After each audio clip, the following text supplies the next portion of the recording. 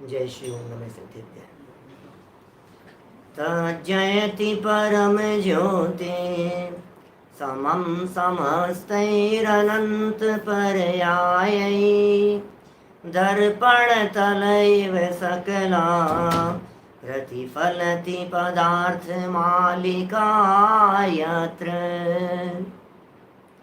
परमागमस्य जीवं निषिद्ध जात्यन्ध सिन्दुर्विधानं सकल नय विलसितानां विरोधमथनं नमाम्यनेकान्तम् विरोधमथनं नमाम्यनेकान्तम्।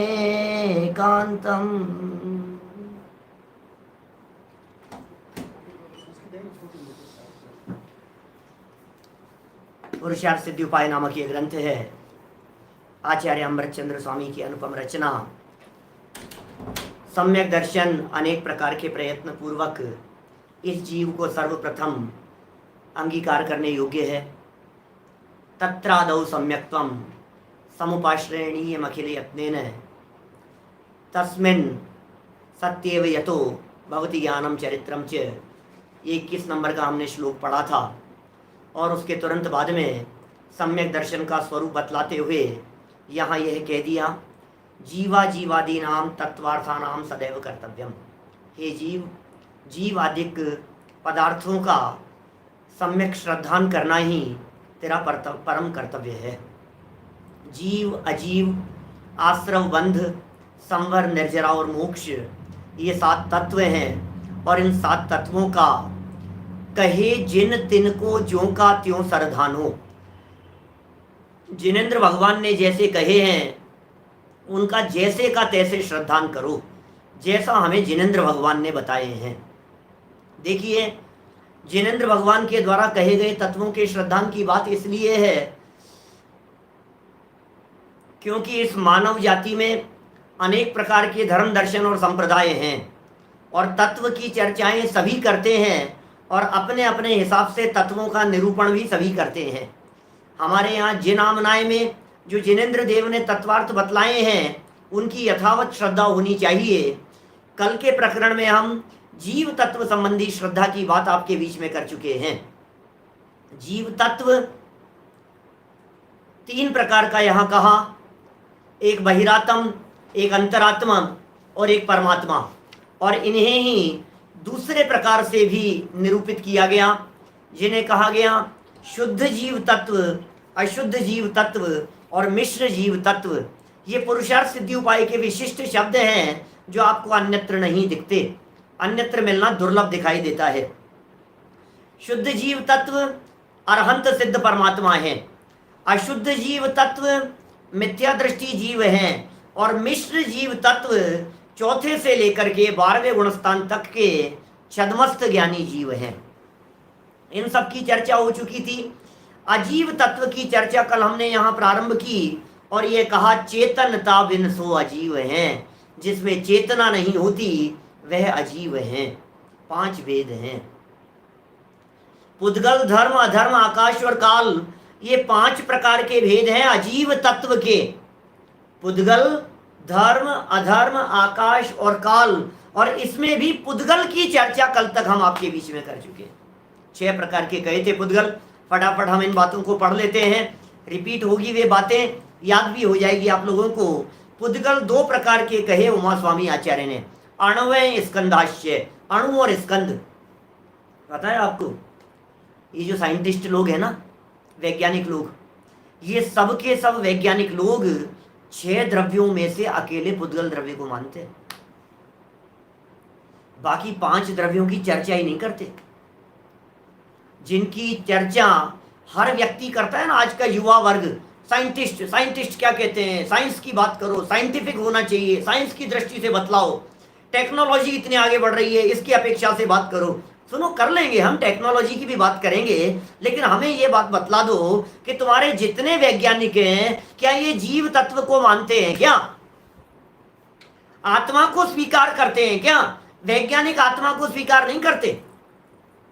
धर्म द्रव्य अधर्म द्रव्य को वैज्ञानिक नहीं मानते, आकाश द्रव्य काल द्रव्य को वैज्ञानिक नहीं मानते, टाइम की चर्चा जरूर थोड़ी बहुत कर लेते हैं, स्पेस की बात कर लेते हैं आकाश के रूप में, लेकिन धर्म द्रव्यों को नहीं मानते, जीव द्रव्य को नहीं मानते। अरे बड़े बड़े साइंटिस्ट लोगों से पूछो, डॉक्टर्स से पूछो, मेडिकल साइंस वालों से पूछो, उनसे पूछो आत्मा है, भूत प्रेत समझेंगे, डरेंगे आत्मा के नाम से। आत्मा हम नहीं मानते साहब, आत्मा को हम स्वीकार नहीं करते, ऐसा कहेंगे वे लोग। मेरा कहने का अभिप्राय यह है कि एकमात्र जिन शासन ऐसा है जो इन तत्वों की चर्चा करता है। वैज्ञानिकों की जितनी शोध खोज दिखाई देती है, वे पूरी की पूरी शोध, पूरी की पूरी रिसर्च ओनली एंड ओनली पुद्गल द्रव्य के ऊपर डिपेंड है। सिर्फ पौद्गलिक चर्चाएं हैं, इसके अलावा दूसरा कुछ नहीं है उनके पास में। सिर्फ पुद्गल की बात करेंगे, पुद्गलों के गमन की बात करेंगे। यद्यपि वैज्ञानिकों का योगदान कम नहीं है, बहुत बड़ा काम वैज्ञानिकों का दिखाई देता है, लेकिन उसके बावजूद भी हम आपको यह कहना चाहते हैं, विज्ञान कुछ नहीं समझ पाएगा। जिनागम को उठा करके देखो, पुद्गलों की जो चर्चाएं हैं, क्या आणवय स्कंदाश्चर्य की जो चर्चाएं मिलती है। अरे जब रिसर्च का जमाना नहीं था, जब साइंस डेवलप तो क्या साइंस थी नहीं जिस समय, ऐसे समय में भी आचार्यों ने जो पुद्गल के संदर्भ में वर्णन लिखे हैं, उन्हें देख करके उनके ज्ञान, दिव्य ज्ञान को सलाम करने का मन होता है। अद्भुत ज्ञान है वो दिव्य ज्ञान है उनके पास में। ऐसा गजब का ज्ञान है जिस ज्ञान के आधार पर उन्होंने लिखा पुद्गल का परमाणु 14 राजू गमन कर सकता है। राजू क्या होता है? असंख्यात योजनों तक गमन कर सकते हैं पुद्गल के परमाणु।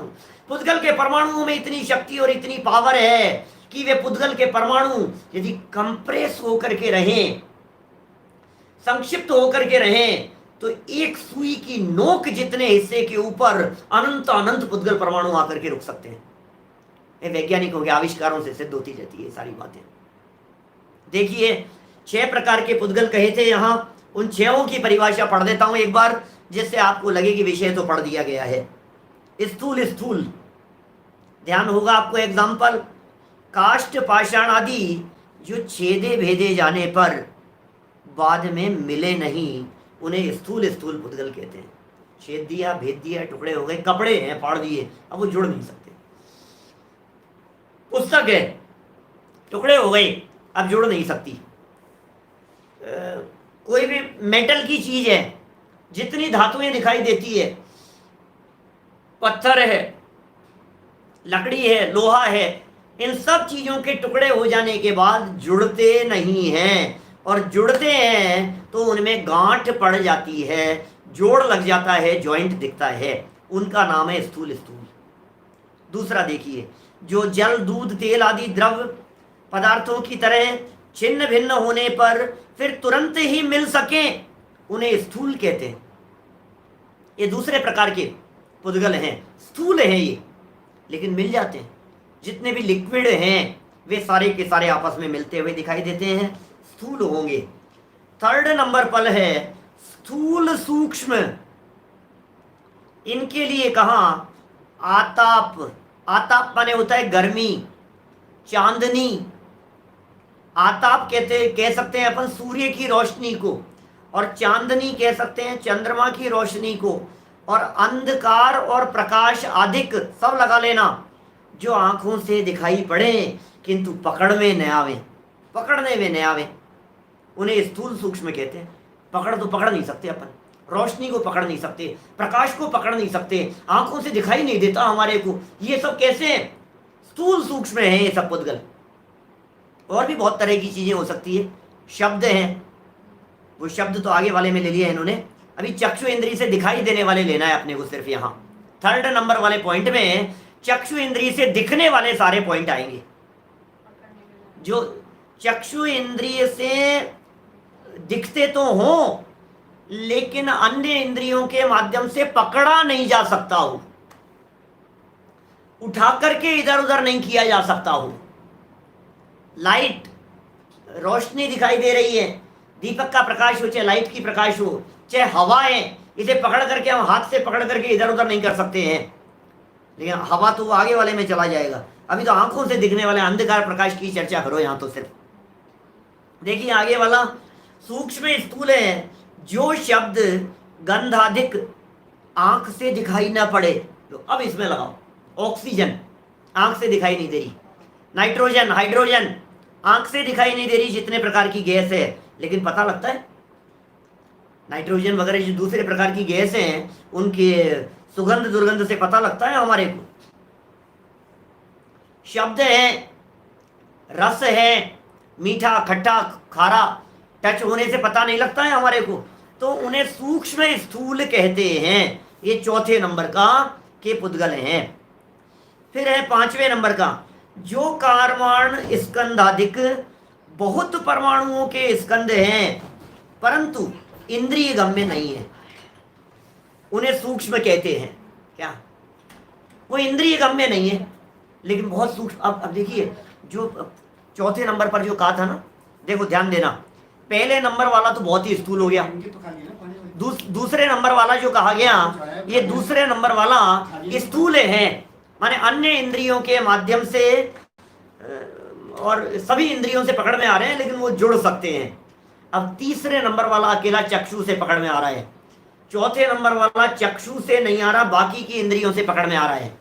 ये पांचवें नंबर वाला है, ये किसी भी इंद्रिय से पकड़ में नहीं आ रहा। समझ गए आप?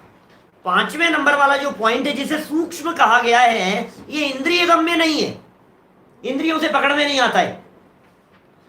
कारवाण स्कंदाधिक परमाणु, ये बहुत सारे इस तरह के परमाणु हैं जो कारवाण वर्गणाएं वगैरह दिखाई देती है, आत्मा के साथ में जुड़ी हुई। आज तक कभी देखा आपने किन्हीं कर्म वर्गणाओं को?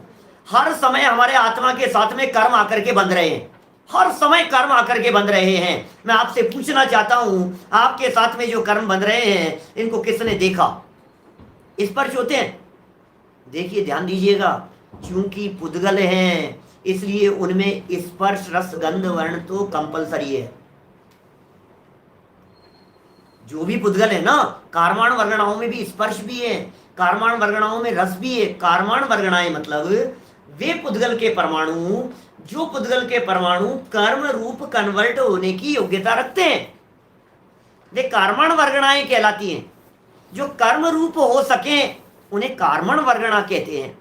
कहते हैं ये जो पुद्गल परमाणु कहे हैं, ये पुद्गल के परमाणु पांचों इंद्रियों से पकड़ में नहीं आते। इंद्रियों से यदि पकड़ में आने वाले होते, मान लीजिए, तो क्या होता? इंद्रियों से यदि पकड़ में आने वाले होते तो क्या होता? कल्पना करो आप। तो फिर ये होता कि आत्मा इधर से उधर भटकती हुई नजर आती है आपको। अनंत आत्माएं प्रति समय आपके सामने से इधर से उधर दौड़ रही है, गुजर रही है। अनंत आत्माएं मर करके विग्रह गति में, विग्रह गति जानते हैं आप? एक लाइफ पूरी हो गई, दूसरी लाइफ शुरू करने के पहले रास्ते का जो ट्रेवलिंग टाइम है, ट्रेवलिंग पीरियड है, ट्रेवलिंग पोजीशन है, वो कहलाती है विग्रह गति। कितना टाइम लगता है? कितना टाइम लगता है? 1 2 3 समय, सेकंड के असंख्यातवें भाग जितना समय लगता है। लेकिन जा तो रही है, सब दौड़ रही है आत्मा इधर से उधर, क्योंकि अनंत अनंत जीव है चारों तरफ वातावरण में।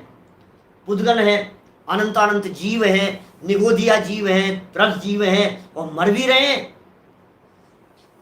इधर से उधर गमन भी कर रहे हैं, दिखाई नहीं देते हमारे। लाल पीले दिखने चाहिए, काले दिखने चाहिए। कारवाण वर्गणाएं तो आत्मा के साथ में जाती हैं एक भव से दूसरे भव तक, लेकिन वो दिखती नहीं है। तो जो पांचों इंद्रियों के माध्यम से किसी भी इंद्रिय से पकड़ में नहीं आवे, उसका नाम है सूक्ष्म स्कंद। और ये कारवाण वर्गणाएं आदि ये सर्वावधि परमावधि ज्ञान वाले पकड़ लेते हैं।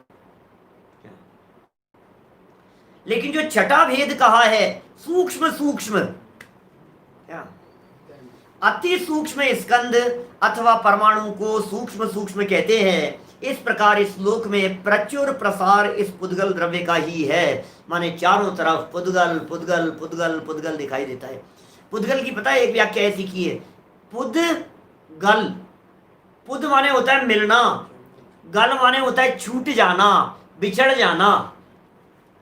पुद्गल मिलना और बिछुड़ जाना, इसका नाम पुद्गल कहलाता है। पुद्गल माने मिलना बिछुड़ना, मिलना बिछुड़ना। पूर्यति गाल्यति इति पुद्गल है। भाई आप इधर ध्यान देंगे क्या? दोनों जने हेलो इधर ध्यान दीजिए प्लीज, है ना? क्या कह रहे हैं? पूर्यति गाल्यति इति पुद्गल है। मिलना और बिछुड़ना जिसके माध्यम से होता है उसे पुद्गल कहते हैं। क्लियर हो गई बात? देखिए, ये तो हुआ अजीव तत्व का पहला भेद। अब अजीव का दूसरा भेद बतला रहे हैं। धर्म द्रव्य। धर्म द्रव्य पॉइंट नोट करने योग्य है। धर्म द्रव्य, सब बहुत सारे लोग स्वाध्यायी लोग होंगे, लेकिन मैं स्वाध्यायी लोगों से धैर्य धारण करने की अपेक्षा रखता हूं। सब तरह की बातें आएगी, आपकी पक्की होती जाएगी, रिवीजन होता जाएगा, नए लोगों को सीखने का अवसर मिलता चला जा रहा है। धर्म नाम का एक द्रव्य, क्या है उसकी स्थिति? स्वयं गतिशील, स्वयं अपने आप गतिशील, मूवमेंट जिसमें दिखाई देता है। जीव और पुद्गलों को गति करने में सहकारी गुण संयुक्त लोक प्रमाण एक द्रव्य है, जिसे धर्म द्रव्य कहते हैं। यह धर्म द्रव्य लोक प्रमाण है। यह धर्म द्रव्य सारे लोक में फैला हुआ है, पूरे लोक व्यापी है। ये धर्म द्रव्य सिंगल द्रव्य है, एक द्रव्य, लेकिन चलने में सहयोगीपन इसका एक विशेष लक्षण है। जो हम धर्म कर्म करते हैं वो धर्म द्रव्य नहीं है, धर्म कर्म करने वालों की बात नहीं है।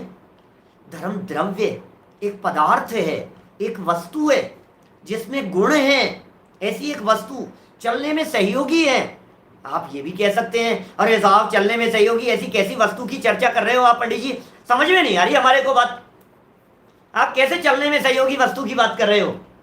चलने के लिए सहयोगी की क्या जरूरत है? हम चलते हैं, अपनी मर्जी होती है तो चलते हैं। नहीं, कौन है सहयोगी ये तो बताओ। तो अपने पैरों से चलते हैं।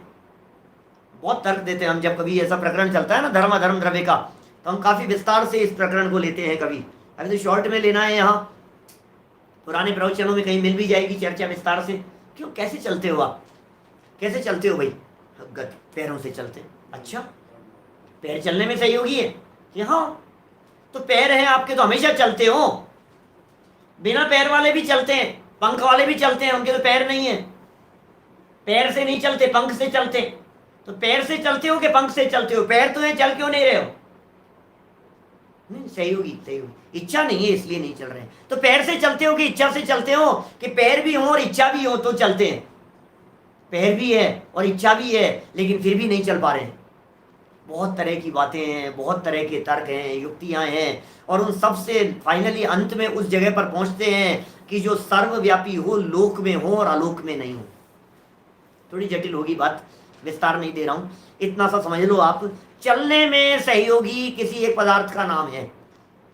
हवा नहीं, जमीन नहीं, आकाश नहीं, बहुत तरह के तर्क देकर के कुल मिलाकर के जिनागम में सर्वज्ञ भगवान ने, भगवान महावीर स्वामी ने अपने उपदेश में, अपनी वाणी में यह बात कही है कि जो चलने में सहयोगी होता है उसे धर्म द्रव्य कहते हैं। ठीक है। दूसरा एक द्रव्य है जिसका नाम है अधर्म द्रव्य। ये क्या है? जीव और पुद्गलों को गति पूर्वक स्थिति करने में सहकारी गुण, ये भी लोक प्रमाण द्रव्य है।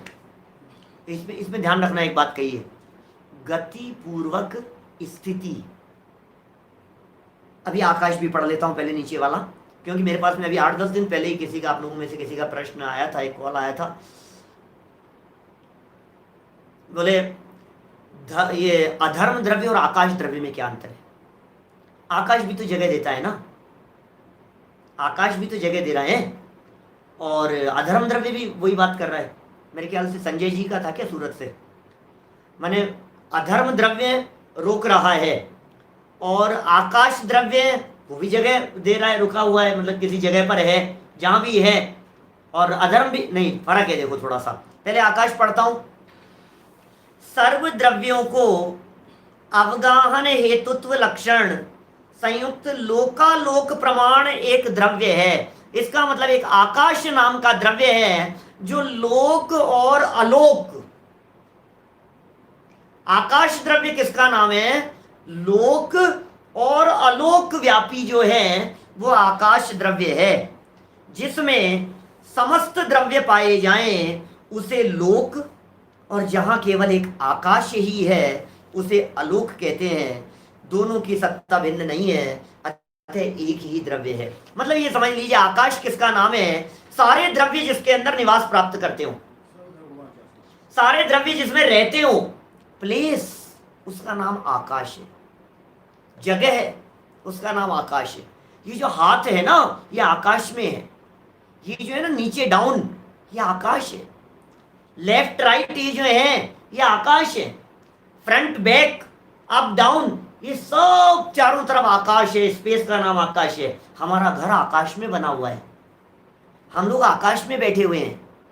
ये कैसे बात कर रहे हो साहब, आकाश में बैठे? हाँ जी, आकाश अमूर्तिक है, क्योंकि जो ऊपर स्काई ब्लू कलर का दिखाई दे रहा है वो आकाश द्रव्य नहीं है, वो तो पुद्गल द्रव्य है। ठीक है, बात क्लियर हो गई। सब द्रव्य जहां रहते हो वो आकाश द्रव्य है। अब अधर्म द्रव्य और आकाश द्रव्य में क्या अंतर हुआ? अभी अपन ने 5 द्रव्य पढ़ लिए, पुद्गल, धर्म, अधर्म, आकाश, 4 पढ़े। काल रह गया आगे वाला, काल अभी पढ़ेंगे, ठहरो पहले इतना समझ लो।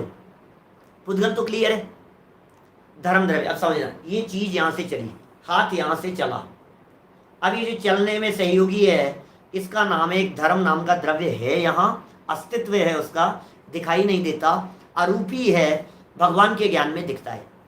चलने में कोई सहयोगी हो रहा है जिसकी वजह से मूवमेंट होता हुआ दिखाई दे रहा है कोई अस्तित्व मानना पड़ेगा उसका। ये चल रहा है, ये धर्म द्रव्य। अब यहाँ आकर के रुका, अभी रुका, रुकने में इसी जगह पर एक अधर्म नाम का द्रव्य था, उसकी वजह से ये रुकने में निमित्त बना, रुक गया।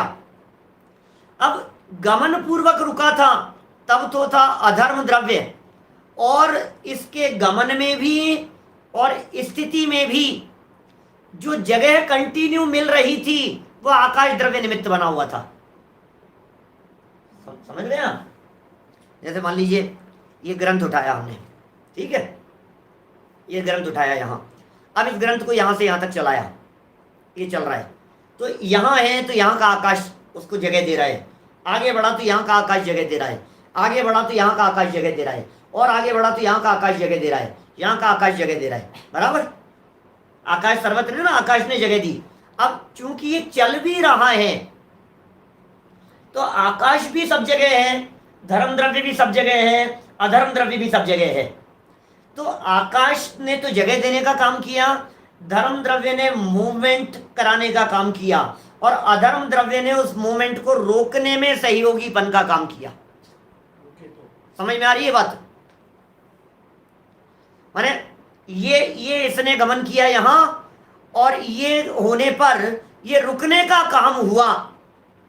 समझ में आ रही है बात? तो रुका किस वजह से ये बतलाओ, रुकने में कौन सहयोगी है? तो बोले रुकने में जो सहयोगी है उसका नाम है अधर्म द्रव्य, और रुकते समय जो जगह थी वो है आकाश द्रव्य। तो इस तरह से अंतर जानना चाहिए। किसी की जिज्ञासा थी धर्म और धर्म द्रव्य और धर्म में क्या अंतर है, ये तो नाम ही एक जैसा है, बाकी तो अंतर ही अंतर है दोनों में। मैं कहता हूं महावीर भगवान और हमारे महावीर जी, देवीलाल जी के सुपुत्र मुंबई वाले, बतलाओ आप में और महावीर भगवान में क्या फर्क है, ये क्या समानता है? बोले नाम ही समान है, बस एक है ना, अपन नाम एक जैसा है। अब धर्म द्रव्य और धर्म, इन दोनों का नाम एक जैसा है। क्या धर्म द्रव्य और धर्म नाम एक जैसा है, क्योंकि शब्द तो लिमिटेड है, क्या करें, किसी का नाम धर्मचंद भी हो सकता है। हमारे लवाण वाले हैं धर्म जी, सुनते हैं रोजाना, नोट्स बनाते हैं, तो धर्म है नाम आपका। तो अब आप जो धर्म हो वो धर्म द्रव्य वाले धर्म हो कि धर्म प्रकट करने वाले धर्म हो, कौन से धर्म हो? हम नाम निक्षेप वाले धर्म है। शब्द एक और उसके भाव अनेक प्रकार के हो सकते हैं, ठीक है। तो एक तो है सम्यक दर्शन, वो धर्म है, सम्यक दर्शन धर्म है, रत्नत्रय धर्म है, 10 लक्षण धर्म है, वस्तु का स्वभाव धर्म है, वो धर्म प्रकट होने वाले धर्म है। अब ये धर्म नाम का एक पदार्थ है जो चलने में सहयोगी है, उसका नाम भी धर्म है। इतना सा समझ लेना चाहिए अपने। चलिए खैर, बहुत तरह की बातें हो सकती है, हम आगे बढ़ते हैं। एक और द्रव्य, अजीव तत्व की चर्चा चल रही है। 5 प्रकार का है अजीव तत्व। अजीव तत्व के 5 भेद हैं, उद्गल, धर्म, अधर्म, आकाश और काल, 5 प्रकार का है। अब इनमें काल की चर्चा देखिए। काल द्रव्य किसका नाम है साहब? बोले सर्व द्रव्यों को वर्तना हेतुत्व लक्षण संयुक्त लोक के एक एक प्रदेश पर स्थित एक एक प्रदेश मात्र असंख्यात द्रव्य हैं। उनमें परिणाम के निमित्त से समय, आवली आदि व्यवहार काल है। परिणाम के निमित्त से, परिणमन के निमित्त से समय, व्यवहार काल क्या है, कितना टाइम हो गया, 2 दिन निकल गए, 5 दिन हो गए, 5 साल का हो गया, ये सब व्यवहार काल है। समझ में आ रही है बात। और निश्चय काल क्या है, परिणमन। परिणमन माने चेंजेस जो हो रहे हैं, ये चेंज कैसे हो रहा है। अब जैसे अपन ने जो किताब की बात की थी ना, अब ये यहां से लेकर के यहां तक आई, तो इसमें जो चेंजेस जो हो रहे हैं वो चेंज होने में काल द्रव्य निमित्त है। क्या यहां से यहां तक जो चेंज हो रहा है ना, चेंज में, चेंज होने में काल निमित्त है, गमन में धर्म निमित्त है, रुकने में अधर्म निमित्त है, और जो जगह मिलती जा रही है उसमें आकाश निमित्त। टाइम फैक्टर बहुत बड़ी चीज है। टाइम माने टाइम के बिना कोई वस्तु नहीं है। एक हो गया टाइम और एक हो गया परिवर्तन। आप सोचिए, यदि ये काल नाम का द्रव्य नहीं हो तो अंधकार है तो हमेशा अंधकार ही रहेगा, प्रकाश है तो हमेशा प्रकाश ही रहेगा, कोई मिथ्या दृष्टि है तो हमेशा मिथ्या दृष्टि रहेगा, कोई दुखी है तो दुखी रहेगा। आप सोचो, मेरे जो हाथ है ना ऐसे है तो ऐसे नहीं हो सकता, ऐसे नहीं हो सकता, होठ नहीं हिल सकते। ये जो परिवर्तन जो हो रहा है यहाँ बैठे बैठे भी, आयु बदल रही है, समय बदल रहा है, अवस्थाएं बदल रही है, बाल बढ़ रहे हैं, आंखें कमजोर हो रही है, नाखून बढ़ रहे हैं, होठ हिल रहे हैं, श्वास आ रही जा रही है, ये जितने परिवर्तन हो रहे हैं, सब परिवर्तनों में यदि कोई सहयोगी निमित्त है उसका नाम है काल द्रव्य। वर्तना परिणाम क्रिया परत्वा परत्वे च कालस्य, छोटे बड़ेपन का जो व्यवहार दिखाई देता है वो काल द्रव्य की वजह से दिखाई देता है। बोलो कौन छोटा और कौन बड़ा, कई तरह की विवक्षाएं होती है भाई साहब, कौन छोटा है और कौन बड़ा है। बोलो अनिल भाई, आप छोटे हो कि हम छोटे हैं? निर्मल जी, आप बड़े हैं या हम बड़े हैं? कौन बड़ा और कौन छोटा? बोले भाई साहब कई विवक्षाएं हैं जिनागम में, विवक्षाएं बहुत प्रकार की होती है। अपेक्षाओं को समझ लो तो विवाद नहीं होता है। छोटे बच्चों की दृष्टि से बात करो ना तो बच्चे ये कहते हैं पापा बड़े हैं और दादी छोटी है। क्या बच्चों से बात करो ना तो बच्चे क्या कहते हैं, पापा आप ज्यादा बड़े हो, दादी छोटी है। कि कैसे कह रहा है कि दिख रहे हो ना, आप बड़े दिख रहे हो, दादी छोटी दिखाई दे रही है। तो इसका मतलब क्षेत्र की दृष्टि से भी छोटा बड़ा होता है, काल की दृष्टि से भी छोटा बड़ा होता है, कभी पद की दृष्टि से भी छोटा बड़ा होता है। बोलो, एक इंजीनियर है, एक असिस्टेंट इंजीनियर है। अब असिस्टेंट इंजीनियर की हाइट भी ज्यादा है और असिस्टेंट इंजीनियर की एज भी ज्यादा है, उसके बावजूद भी वो छोटे साहब कहलाते हैं, पद की अपेक्षा से छोटे। क्या हाइट की अपेक्षा से हो गए, एज की अपेक्षा से हो गए, पद की अपेक्षा से हो गए, अब ज्ञान की अपेक्षा से छोटे बड़े होते हैं। क्या ज्ञान की अपेक्षा से देखो तो भी छोटे बड़ेपन का व्यवहार देखा जाता है। जिसमें जितना ज्ञान ज्यादा वो उतना बड़ा, और जिसमें ज्ञान कम वो उतना छोटा। इसका मतलब छोटे बड़ेपन की विवक्षाएं अलग अलग प्रकार की होती है। यहाँ काल द्रव्य के निमित्त से भी वस्तु को, व्यक्ति को छोटा बड़ा कहा जाता है, नया पुराना कहा जाता है। ये काल द्रव्य उसमें सहयोगी बनता है, निमित्त बनता है। ध्यान देने योग्य बात क्या हुई यहां इन द्रव्यों में, ध्यान देने योग्य बात देखना। जीव द्रव्य तो है अनंत, संख्याएं ध्यान रखना इनकी। जीव द्रव्य है अनंत, पुद्गल द्रव्य है अनंत अनंत।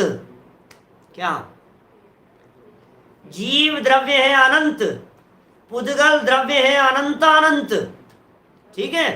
धर्म द्रव्य है ओनली वन, अधर्म द्रव्य ओनली वन, आकाश द्रव्य ओनली वन। लेकिन काल द्रव्य न तो अनंत है, न अनंत अनंत है, न एक है। काल द्रव्य है असंख्यात।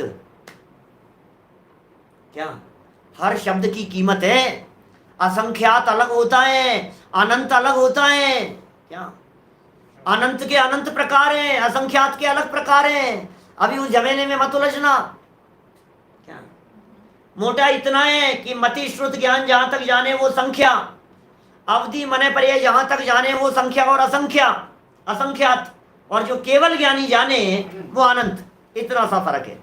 देखिए आगे बढ़ते हैं। यहां हम एक और नई बात, यहां नया शब्द आप लोगों को सीखने को मिलेगा। वो शब्द है पंच अस्तिकाय। क्या नया शब्द है? पंच अस्तिकाय। देखिए आगे पैराग्राफ, पेज नंबर है 56, 56 नंबर पेज पर देखिए।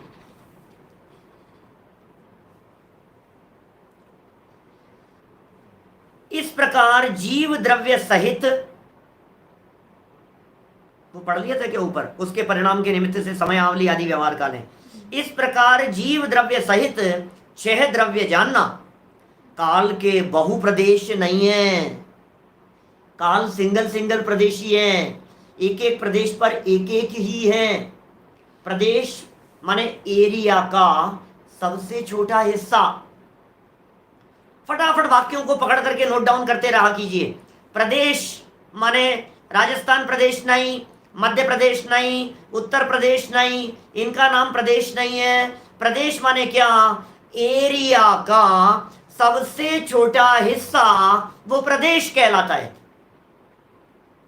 जितना भी एरिया है सबसे छोटा हिस्सा वो प्रदेश कहलाता है। उस हिस्से पर कालाणु है, दूसरे हिस्से पर एक काल द्रव्य कालाणु, तीसरे हिस्से पर फिर एक कालाणु। इस तरह पूरे लोक में कालाणु फैले। बराबर। तो काल के बहु प्रदेश नहीं है, सिंगल प्रदेशी होता है। अतः काल के बिना शेष 5 द्रव्यों को पंचास्तिकाय कहते हैं। एक नया शब्द आ गया, पंचास्तिकाय। पढ़ा है आपने कहीं?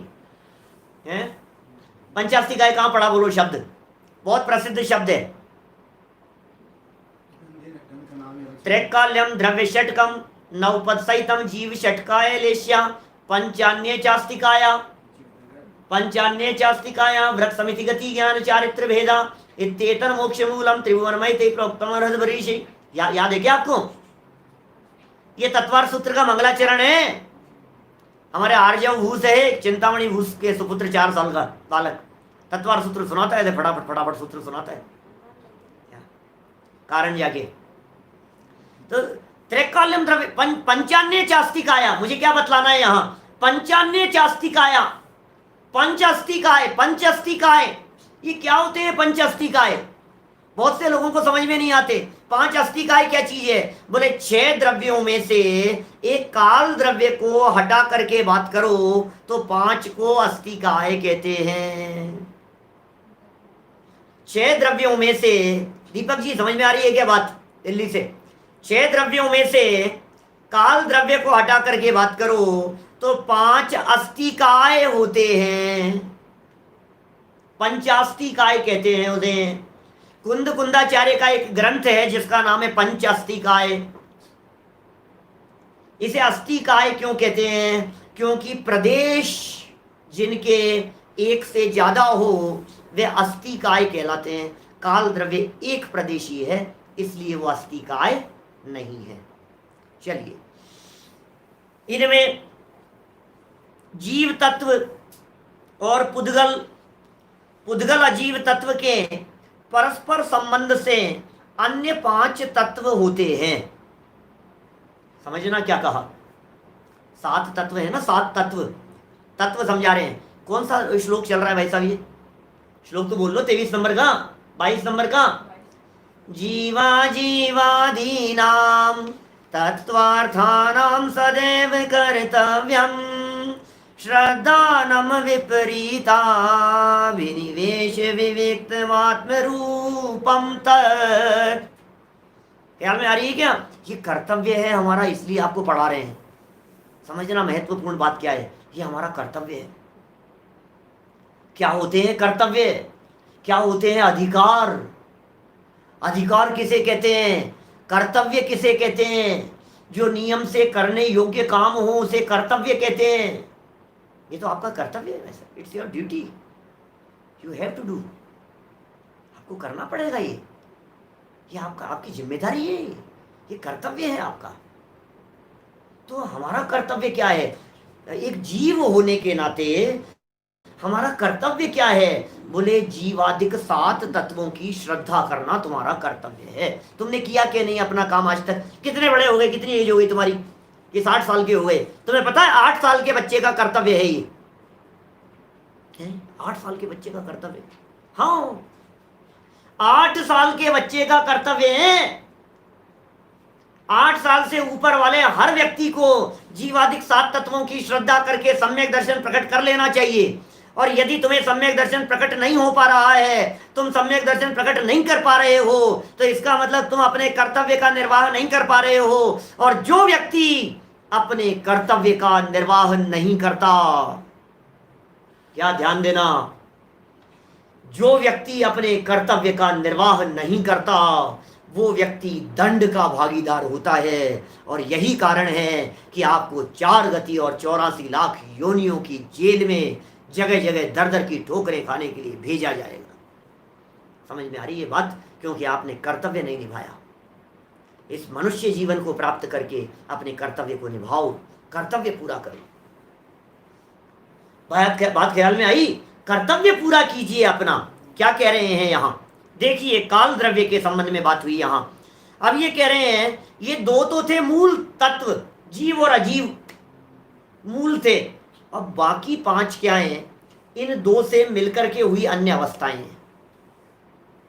जीव और अजीव तत्व में अकेला पुद्गल, बाकी द्रव्य नहीं। एक जीव तत्व और एक पुद्गल नाम का अजीव तत्व, इनके परस्पर संबंध से 5 तत्व और खड़े हो जाते हैं। देखिए, उन 5 तत्वों को भी अपन यहां भी पढ़ेंगे। क्या कह रहे हैं? जीव के रागादि परिणामों से योग द्वारा आने वाले पुद्गल के आगमन को आश्रव तत्व कहते हैं। वाह, आश्रव तत्व किसका नाम है? जीव ने किए राग।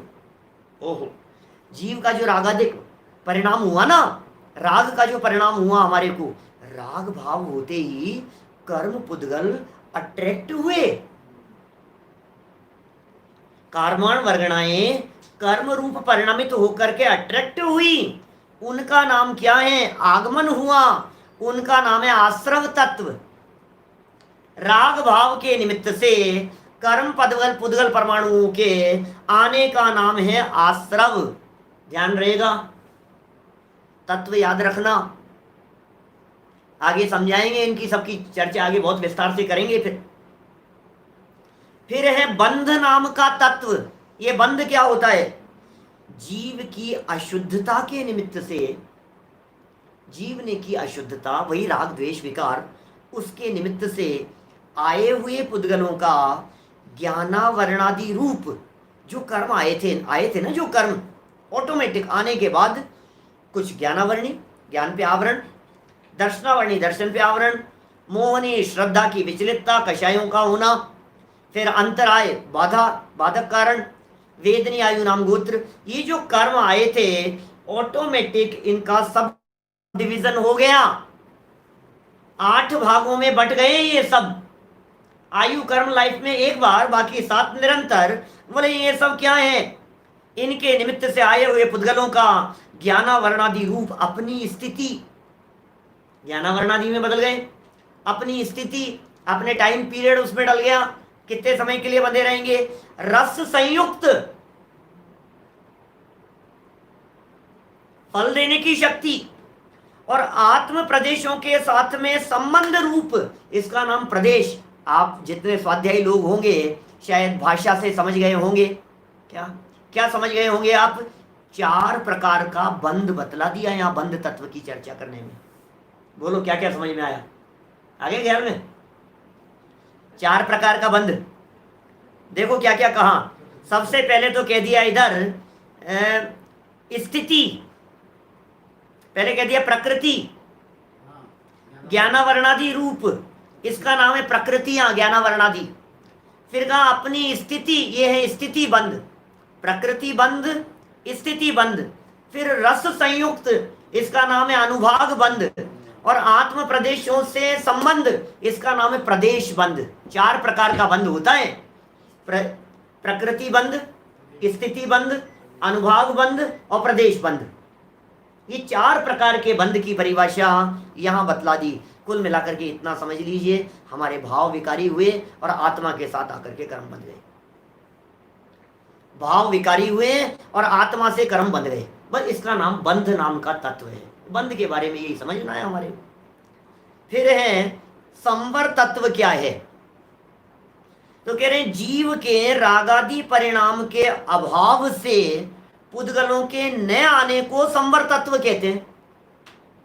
पॉइंट नोट करना क्या है, रागादि परिणामों से नहीं, जिन पुण्य पाप नहीं कीना, आत्म अनुभव चित दीना, तिन ही विद्यावत रो के संवर लही सुख अवलोके। क्या जीव के रागादि परिणाम के अभाव से स्वयं ऑटोमेटिक, इधर राग बंद कर, तू तो अपना विकार बंद कर, विभाव भाव रूप परिणामन बंद कर। सिखाएंगे आगे कैसे क्या करना है। जैसे ही राग द्वेष कषाय और विभाव भाव का परिणामन रुका, ऑटोमेटिक आने वाले कर्म डाटा लग गया, आने वाले कर्मों के स्टॉप हो गया। अब ये आने वाले कर्म अब आएंगे नहीं, इसका नाम है संवर। क्या कर्म आते हुए रुक गए। आध्यात्मिक व्याख्या यदि करें तो उपयोग उपयोग में समा गया। संवर अधिकार है, 181 82 83 गाथाएं हैं समय सार की, उपयोग में उपयोग है, बोले इसका नाम संवर है। बड़े गजब गजब की चर्चाएं हैं। देखिए निर्जरा तत्व किसे कहते हैं, जीव के शुद्धोपयोग के बल से पूर्व में बंधे हुए कर्मों के एक देश नाश होने को संवर पूर्वक निर्जरा तत्व कहते हैं। पहले के बंधे हुए थे, अंदर में नए कर्म तो नहीं आ रहे हैं, नए नए कर्मों का आना तो नहीं हुआ, लेकिन पुराने बंधे हुए कर्म भी तो होंगे ना। नए कर्म नहीं आ रहे हैं लेकिन पुराने भी तो कर्म होंगे। बोले जो पुराने कर्म थे ना बंधे हुए, जो पहले के चिपके हुए थे, उनको निकाल बाहर फेंका, इसका नाम है निर्जरा। लेकिन शुद्धोपयोग के बल से, ताकत चाहिए उसके लिए। ऐसे थोड़ी ना ऑपरेशन करके जैसे वो निकाल देते हैं अपन, कोई गांठ थी अंदर और ऑपरेशन करके निकाल दी। ये तकलीफ हो रही थी साहब, ये किया इन्होंने, सर्जरी की और सर्जरी करके निकाल दिया। बोले नहीं चलेगी ऐसी सर्जरी कुछ भी, तो कैसे होगा।